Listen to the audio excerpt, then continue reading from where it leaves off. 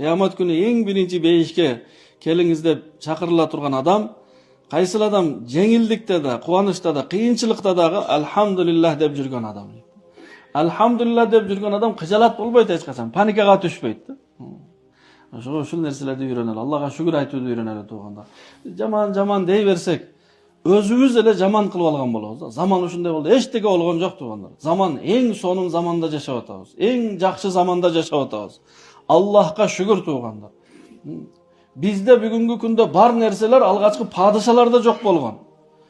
Кайсыл алгачкы падышада үйүндө холодильник бар эле? Баарыбыздын үйүбүздө холодильник бар. Алгачкы падышалар 2 же 4 ат менен эле жүрөт эле, арабасын байлап алып. Сиздин эң жөнөкөй машинеңизде 80 аттын күчү бар.